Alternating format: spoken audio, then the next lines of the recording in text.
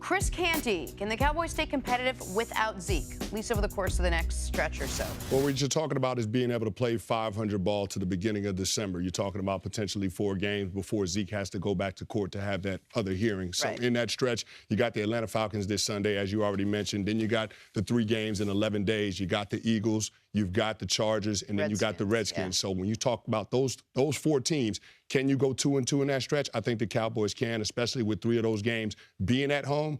But it's going to be a tall task, and that means Dak Prescott having to take care of the football, Terrence Williams stepping up the way that he did. Dez Bryant has got to shoulder a little bit more of the load now. It's time for him to step up with Zeke out of the lineup. So it's going to be on him and Alfred Morris, Darren McFadden. A little bit more of the load. How about just load? Just a little bit. Well, I mean, Bryant you're right. He's got to step up. I mean, you're talking about a guy getting paid $14 million a year. He's got to make plays for this team and being able to be a factor out there on the field. So I'm looking at Dak now. He's going to have an opportunity to show what he can do. Everybody's having a conversation about him being an MVP caliber quarterback. It's time for him to step up and show what he's capable of. Dak can get himself in that MVP conversation depending on how they play over this next month, over these next 6 weeks. I understand right now Carson Wentz and Tom Brady are leading that discussion. Alex Smith fallen by the wayside a bit over the last month of the season. Dak can get himself in that discussion.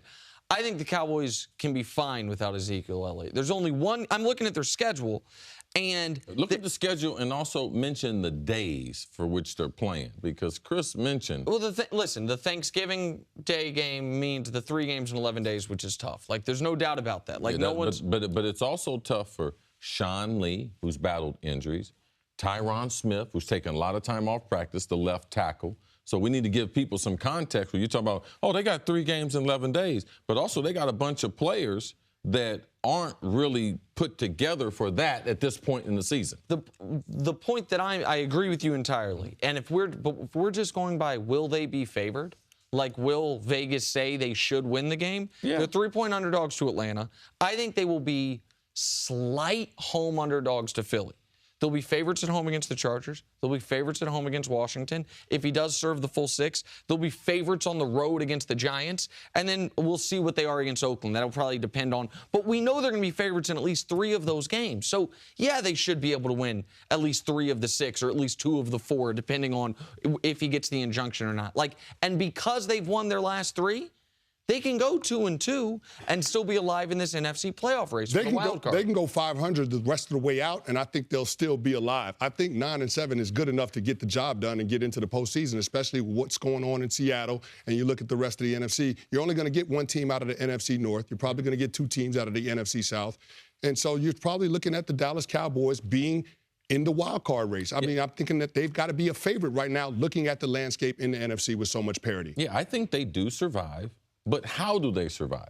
All right. And one thing that I'd have to caution people on is Nick is anxious to see Dak. Yeah. All right. But a lot of times when quarterbacks are put in that situation, they begin to force the ball into situations that they typically wouldn't do. Or if they get more free runners in the backfield, because he knows in the back of his mind, y'all can listen to all those interviews, he knows in the back of his mind they don't have their best offensive player in Zeke. So he knows he's got to do more.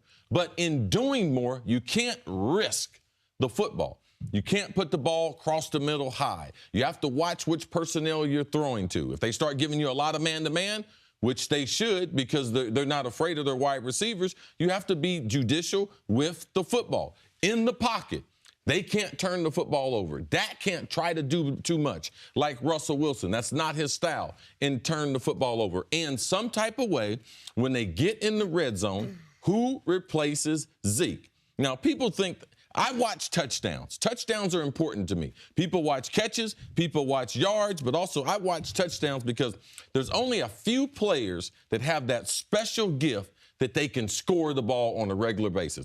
And that's what Zeke can do. Alfred Morris, let me tell you a lot of things he's not. He's not a scoring machine, all right? McFadden, he's not a scoring machine. And also, they don't have the durability to be able to play in that short span on Thanksgiving. Did you see Zeke last year on Thanksgiving, how he played? With his body and his youth, all right? He has the ability to let his body make a quick turnaround. That's what I'll be watching as Dallas goes forward and me believing that they will be able to survive You this. said both Morris and McFadden don't have that ability, but let's turn this on the other side. So now all these teams that the Cowboys are playing are going, whew, okay. we don't have to worry about the run game so much. Like, let's just worry about what they're going to do, because clearly they're probably going to change up their offense a little bit, and they're going to go through the air, and they might scheme a little bit differently against them. And maybe could that be an opportunity or a chance for those two guys to get something done for the Cowboys? Well, this is the thing. We're going to run it's going to be a certain amount of attempts. They're just going to be split up, all right? Instead of giving Zeke 25, I'm going to give him 15, and I'm going to give him maybe 8 or 9, depending on how the flow of the game. But they don't provide the amount of power that it puts on the defense that Zeke does. Also, they're not going to put 8 guys in the box because these guys aren't proven runners. That's Jenna's point. You know, but that doesn't make it easier for them. These are not great runners. Zeke is a great runner, so it is going to be a numbers game. They're going to commit 6 people to the run, and they're going to make Dallas throw the ball to try to beat them. No, you're absolutely right, CC. It is going to be a numbers game because opposing defenses are going to drop that extra safety down in the box. But how do you beat a numbers game on the offensive side of the ball? You take advantage of having a quarterback that can run. So put Dak in situations like he had at Mississippi State, some of that read option. Because Alfred Morris, because Darren McFadden can't create the type of space that Ezekiel Elliott is capable of, let Dak do some of the heavy lifting in the running game. And sure, you don't like taking that risk if you're Scott Linehan and Jason Garrett, but you don't have any other choice. Like Cam Newton. When they decided to trade Kelvin Benjamin, all right, and Cam was a little more healthy, let's emphasize that run a little more to get through this stretch so that we can build. I like that point there. I want to key on one thing you said before we move on, which is Dak needs to not force the ball. That knowing Zeke's not back there, he needs to not force the ball over the middle. Dak has all these amazing stats as far as first 24 games of his career, right? 3rd highest quarterback rating ever. Yes. For all players in the history of football, he has the best touchdown interception ratio. He has the 2nd best quarterback rating for a career ever. All of those great numbers are not predicated because he's throwing for 350 yards. They're not predicated because he's throwing 9 yards per pass. It's because his stats are skewed because he has been so great at not turning the ball over. Like that, the Cowboys this year, one of the reasons they've been great is just like last year. They're huge plus in the plus minus because they don't turn the ball over. So it's a key that Dak finds a way to keep that up, because if all of a sudden the Cowboys become a turnover-prone team, that's a team we've never seen in this iteration of the Dallas Cowboys. I believe, yes, you can't lose to San Francisco when you've already, CC, you went down the list. You've had not 1 but 2 players in your defensive backfield highly paid, sought-after players that you've had to either send home or suspend.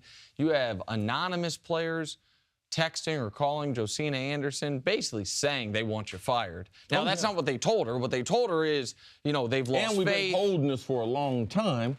Didn't want to say anything, but enough is enough. But the only reason they come out and say it is if they want you fired. You have, at multiple times, gone out of your way to the media to undercut your quarterback, Eli Manning, early in the year before your season was lost. Most recently this year, you being the one to bring up, hey, we might go to Davis Webb. Like, just keep that in mind so we have the quarterback discussion. Meanwhile, your team, your offense has been terrible. And even when you were 11-5 last year, offense wasn't very good last year either. Like, people are like, oh, how can you fire a coach after he goes 11-5? Well, you promote your offensive coordinator to head coach. You go 11-5 because of a great defense and because of a transcendent talent in Odell Beckham, not because you had this Kyle Shanahan style diverse offense that's running away with games from people. So I think you just have to ask yourself the question, if you're the New York Giants, are we better off with or without Ben McAdoo?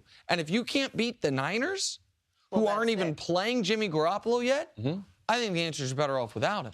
This is the thing. If they're playing Cleveland or the 49ers, it puts an extra emphasis on the game for him. Now, I don't think that the Giants are going to fire him based on how they've done things in the past. And you don't gain any advantage in pro football by firing a guy early. It's not as if you get a inside track to hire someone, or it's not as if I don't think they have someone on their staff who they might try to promote to be the next guy. But if you lose as the Giants to the worst 2 teams in football, that being Cleveland and the team they're playing in San Francisco, I believe, and style, how for which they go about doing it, I believe will be pretty important. These next 8 games are his coaching career. But if it starts off with a loss in San Francisco, ultimately, I still believe they end up firing him after the season compared to firing him during the season. That's a really good point that I did not think about. What advantage do you have to firing him now? Because a lot of coaches become available at the end of the season, maybe someone you are interested in. It's just for show at this point. And for show is what? To rally your team, to tell your team that you really are focused on winning at this point in the season doesn't matter.